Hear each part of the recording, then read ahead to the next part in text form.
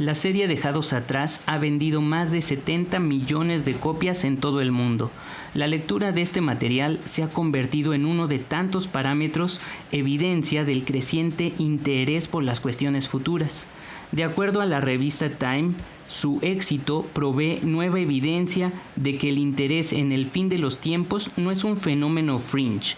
Tan solo cerca de la mitad de los lectores de Dejados Atrás son evangélicos, lo que sugiere una audiencia más amplia de personas que están teniendo esta conversación.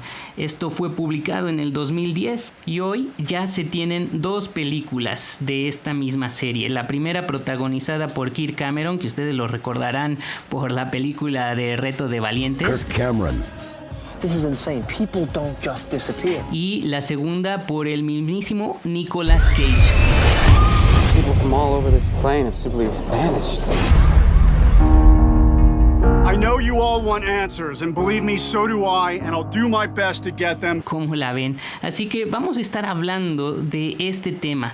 ¿Qué es la escatología?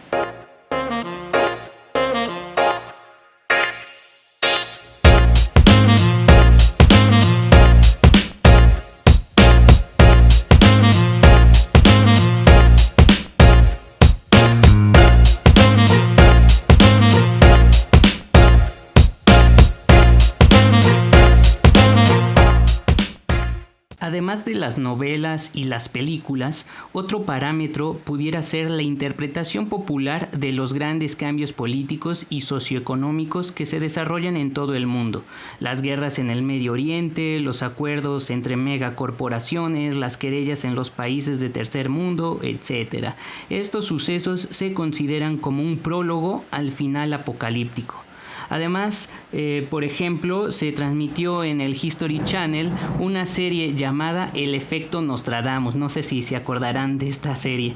También ahí el Discovery Channel realizó un programa que muestra las diferentes posibilidades de cómo será el fin de la Tierra. Y por supuesto, hoy tenemos toda la parafernalia producto del virus del COVID-19, que seguramente habrán escuchado todas estas teorías conspiracionistas en las que se unen, por ejemplo, Bill Gates y el mismísimo Papa Francisco, que las vacunas serían entonces la marca de la bestia, puesto que traerían incluidas el chip.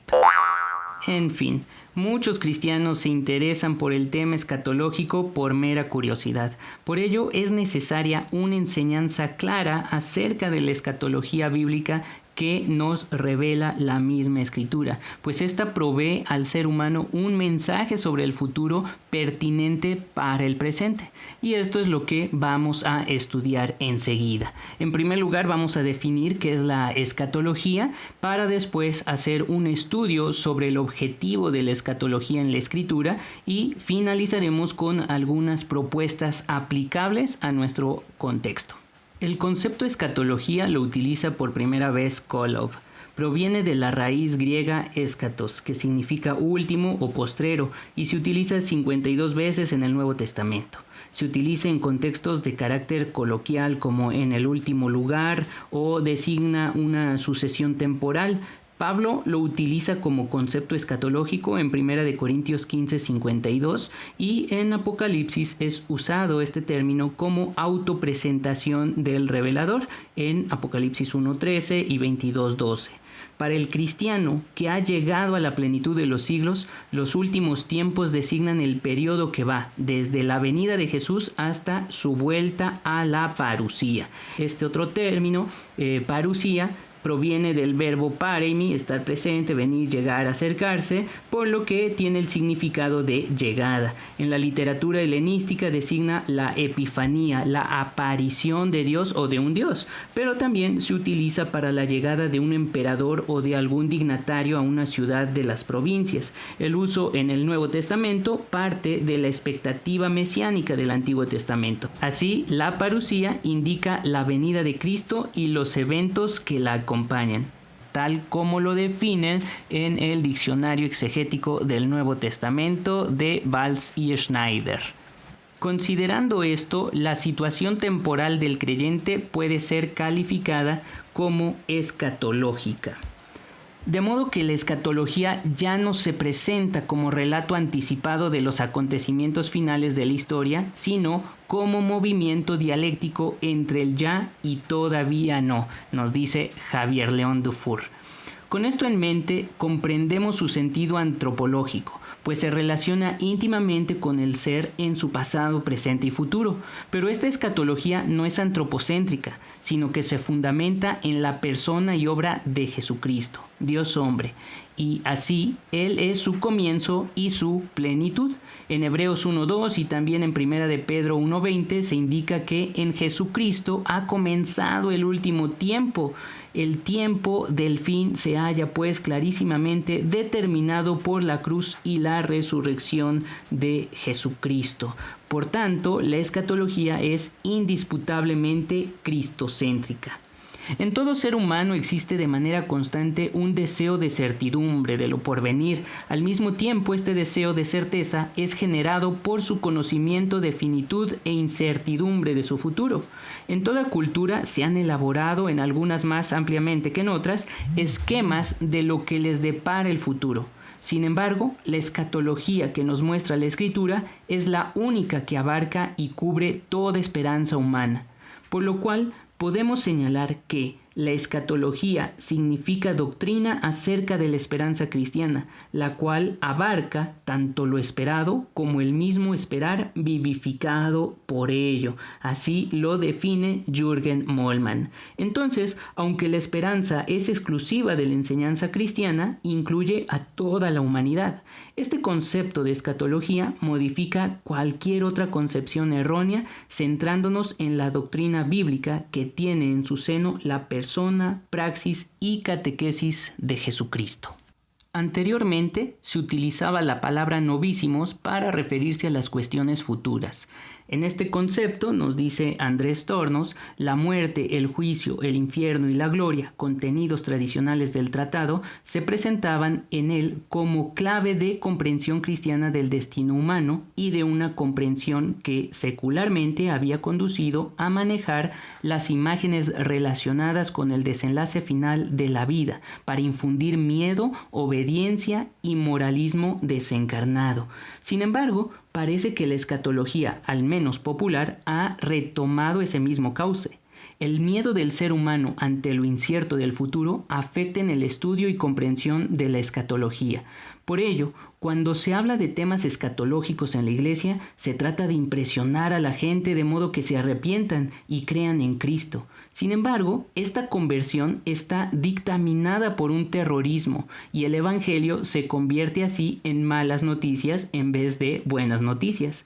El objetivo de la escatología evidentemente no es infundir terror. Tampoco es su objetivo dar mapas exactos del futuro, como se pretende en esquemas escatológicos milenaristas. Sobre esto se nos advierte de una escatología de ciencia ficción. Alberto Roldán escribe: una forma extrema de premilenarismo dispensacionalista se fue formando a través del tiempo, consiguiendo a partir de la década de 1970 un grande movimiento de ventas debido a su carácter sensacionalista. Por ejemplo, el mismo Roldán toma como referencia la obra de Hal Lindsey, The Late Great Planet Earth, de 1970. Allí, el autor hablaba de un arrebatamiento secreto de la Iglesia e interpretaba a la Unión Soviética como el anticristo. Sobre esto, inquiere de modo preciso: el colapso del comunismo y la desaparición de la Unión Soviética son evidencia de la superficialidad de esos mapas y esquemas escatológicos, obligando a sus creadores a realizar un serio replanteamiento de los mismos. Esto mismo es aplicable a las novelas de Dejados Atrás o a cualquiera otra. Entonces, ¿qué objetivo tiene la escatología? En el libro 3 puntos de vista del milenio y el más allá, escrito por Darrell Bock, Craig Blazing, Kenneth Gentry y Robert Strimple, se indica: la escatología se interesa en explorar la revelación entera de la palabra infalible de Dios con el objetivo de discernir el curso de la historia del mundo, divinamente ordenado y proféticamente revelado, desde la creación hasta la consumación, y así dirigir un llamado a la acción y obediencia en el presente. Esta acción y obediencia en el presente está determinada, como ya lo vimos, en Jesucristo. Él es el evento escatológico que modifica la historia. Por ello, la vida y predicación de Jesús es evidentemente escatológica. Y su obra y predicación escatológica no parten de la historia, sino más bien de su misma persona. Jesucristo nos habla en múltiples pasajes del reino de Dios. Rudolf Bultmann escribiría: Él anuncia su inmediata, ya inminente irrupción que ya ahora se siente. La realeza divina es un evento escatológico. Así, el reino de Dios es trascendente en el tiempo y a la vez es ya inmanente en su encarnación. Por eso expresa que el reino se ha acercado, como lo vemos en Marcos 1:15 o en Lucas 11:20. Hasta ahora tenemos, primero, que Jesucristo es la piedra angular para nuestra escatología. Y segundo, la Iglesia es por tanto comunidad escatológica. Precisamente el objeto de la escatología debe ser fundamento en estas dos premisas. Haciendo un recorrido panorámico del texto bíblico, observamos en los profetas su pleno conocimiento de la situación social, religiosa, política y económica en la que se encontraban. Su mensaje profético escatológico se mezclaba con su realidad presente. Por ejemplo, Amós e Isaías trabajaron bajo la sombra de la amenaza de Asiria. Jeremías veía el desastre venir del norte, de los neobabilónicos. Deutero-Isaías conocía plenamente el emerger del persa Ciro, y Ageo y Zacarías se daban cuenta de las convulsiones que estremecerían el imperio persa en el 521. Esta correlación entre los profetas y la historia mundial es la clave real para entenderlos correctamente, ya que colocaban los nuevos hechos históricos de Dios que veían alrededor suyo en exactamente la misma categoría como los eventos básicos antiguos de la historia canónica. De hecho, gradualmente se dieron cuenta que esta nueva acción histórica iba a superar y por tanto hasta cierto punto sustituir lo viejo. Pudiera verse, por ejemplo, la obra de Gerhard Bonrath, The Message of the Prophets, para ampliar esto.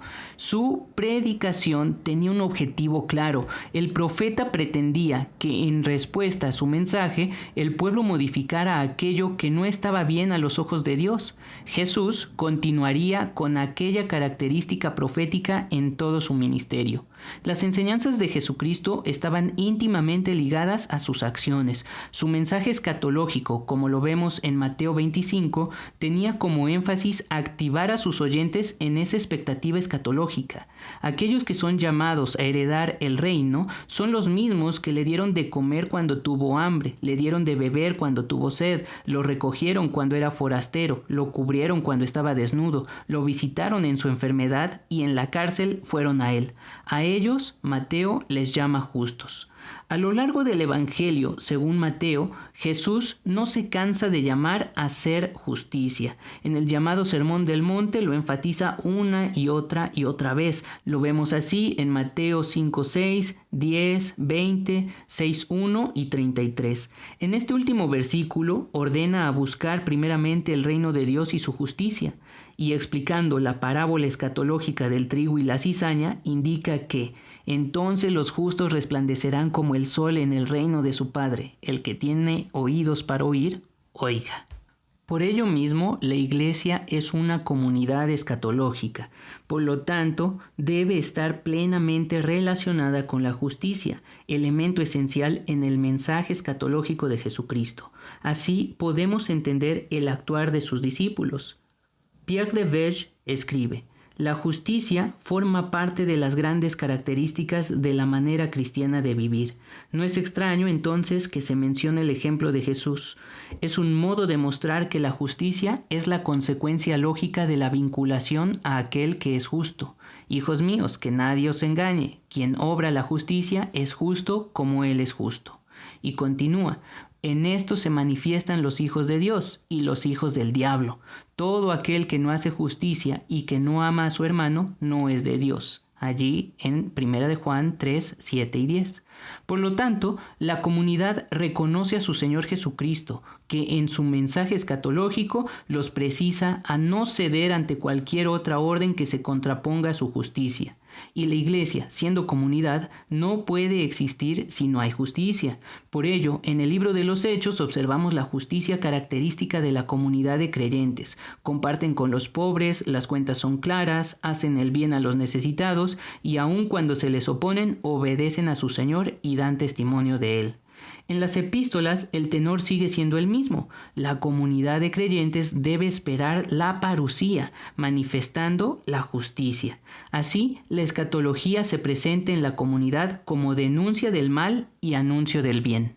Ahora, el cristianismo en Latinoamérica posee en su mayoría un trasfondo fundamentalista. El protestantismo entró poco a poco desde la conquista, pero no fue sino hasta después de las independencias que los protestantes pudieron entrar libremente a los países latinoamericanos, practicar su fe y difundir el evangelio.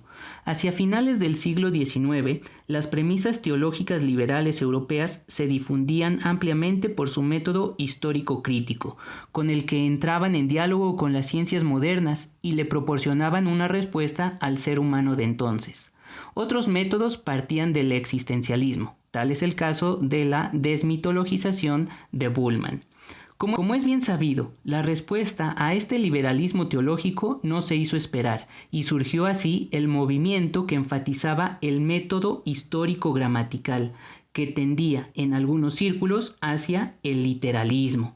A estos se les dio el nombre de fundamentalistas, pues proclamaban el regreso a los fundamentos bíblicos, pero estos fundamentos muchas veces contrariaban la misma escritura. Por otro lado, los pentecostales, a su vez, surgen de los movimientos de fe y de santidad que llegan a las zonas rurales para satisfacer las necesidades de las personas que esperan más que un discurso teológico, una experiencia personal y tangible, por lo que el estudio profundo o académico de la escritura no era su prioridad, sino los cambios evidentes en la vida de las personas realizados por el Espíritu Santo. Así, ambos grupos, fundamentalistas y pentecostales, fueron tomando la acción evangelizadora partiendo de su escatología. Aquella escatología era todavía muy cercana a la católica romana y partía del terror para lograr la conversión y modificar la moral, o partía de un dualismo en el cual todo lo físico, el mundo, el cuerpo, el tiempo presente, se oponía a lo espiritual, la iglesia, el alma, el futuro. Y muy arraigado en ellos se encontraba también el esquema escatológico milenarista. Este, de manera panorámica, es el legado del cristiano evangélico en América Latina, que después de un siglo no deja de difundirse. Cambiar estos esquemas escatológicos no puede hacerse de hoy para mañana. Se encuentran firmemente arraigados en la vida del evangélico, y en ciertos grupos pareciera que si se modifican, dejarían entonces de ser cristianos. De ahí la precariedad del asunto. Sin embargo, podemos considerar las siguientes propuestas. Eliminar las dicotomías, como bien lo presenta Alberto Roldán en su libro Del terror a la esperanza. Primero, es necesario eliminar el docetismo que disecciona al ser humano en lo espiritual y lo material. Si esto se logra a través del adoctrinamiento bíblico, el cristiano podrá hacerse cargo de las necesidades del ser humano, por ejemplo, su alimentación, su trabajo, sus necesidades emocionales, su sexualidad, entre otros aspectos. Segundo, eliminar la dicotomía del tiempo. Debemos de dejar de soñar ociosamente en un futuro desligado de la historia. En ese sentido podemos hablar de una escatología realizada, o mejor dicho, de una escatología inaugurada y en proceso de realización ininterrumpida. Dios, que habló de muchas maneras en otros tiempos por los profetas, en estos días escatológicos nos habló por medio de su Hijo, como leemos en Hebreos 1. El futuro ya comenzó. Vivamos nuestros días escatológicos con todo lo que eso significa en términos no solo de juicio, sino más bien de esperanza. Y en tercer lugar, tenemos que eliminar la dicotomía de la Iglesia y el mundo. En este punto debemos aclarar que el mensaje escatológico no solamente trata con la Iglesia, sino con todo lo creado, como lo leemos en Colosenses 1:20 o Romanos 8:20 y los versículos siguientes. La Iglesia, como comunidad escatológica, debe ser un agente activo en relación a toda la creación. Por ejemplo, generalmente se piensa que el servicio a Dios es exclusivamente dentro del edificio que denominamos iglesia. Sin embargo, la comunidad escatológica no vive aislada del resto de la sociedad, ha sido llamada a ser luz en medio de tinieblas. Si consideramos esto, serviremos a Dios en donde quiera que nos encontremos haciendo justicia, por ejemplo, en el trabajo. En cuanto a esto, Jürgen Moltmann propone una justicia económica. Por eso, el compromiso por la justicia en las diferentes áreas del trabajo significa al menos lo siguiente. 1. El reparto equitativo de las posibilidades de trabajo entre hombres y mujeres mediante la reducción de la jornada laboral, la creación de nuevos puestos de trabajo. 2. La remuneración justa del trabajo y el establecimiento de unas condiciones laborales humanas. 3. Una amplia oferta de formación y reciclaje de los trabajadores. 4. En lugar de anticipar la jubilación en países desarrollados, promover el disfrute de años sabáticos a lo largo del periodo de actividad laboral.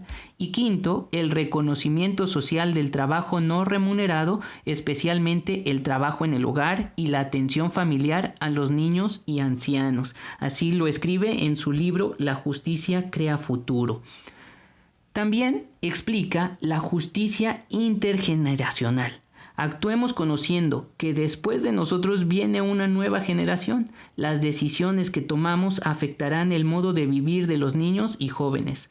¿Qué futuro les heredaremos a nuestros hijos? Un punto focal es la familia. Un pastor no puede quedarse callado cuando conoce de la violencia que sufre algún niño de su congregación por parte de su padre o madre. ¿Les heredaremos la percepción de la inmoralidad como algo normal? El Hijo de Dios no puede quedarse callado cuando se da cuenta que el pastor de su iglesia está cometiendo algún acto inmoral, sea económico o sexual. O quizá lo que les heredaremos será un recuerdo fotográfico de alguna especie animal que extinguimos. Esta pregunta nos amplía el panorama a la justicia ecológica. Y cito a Jürgen Moltmann: solo los extraños no se preocupan de la destrucción del medio ambiente. Para aclarar este enunciado podemos cambiar la palabra extraños por alien o alienígenas, seres que son totalmente ajenos al entorno que pretenden explotar y por lo tanto no les importa lo que suceda después de haber obtenido lo deseado. Somos terrícolas, debemos ocuparnos de nuestro planeta Tierra. En cuanto a nuestra manera de cumplir la misión que Cristo Jesús nos encomendó de hacer discípulos a todas las naciones, no podemos continuar con la misma estrategia escatológica. Y aquí cito a Hans Küng, a partir de su libro Vida Eterna, respuesta a la gran interrogante de la vida humana. Él escribe: debemos reflexionar sobre el hecho de que no fueron los apocalipsis, también muy difundidos entre las primeras comunidades cristianas, sino los evangelios los que se construyeron en la forma literaria característica de la joven iglesia. La apocalíptica se entendió desde el evangelio y no al revés. Es decir, la buena nueva es la característica del cristiano y por lo tanto la apocalíptica o la revelación de los acontecimientos futuros debe interpretarse a partir de esa buena nueva, Jesucristo mismo. En conclusión, partiendo de esta explicación sobre la escatología como aliciente para la justicia ante la expectativa del reino, en la sociedad donde vivimos debemos levantar la voz frente a los abusos que la azotan. Solo así nos acercamos más al concepto de iglesia como luz del mundo que denuncia el mal y anuncia el bien. Más allá de la curiosidad de la escatología popular, la escatología bíblica provee al ser humano esperanza. Y esta esperanza emerge del Señor Jesucristo, quien predicó el reino de Dios, y la característica de ese reino es la justicia.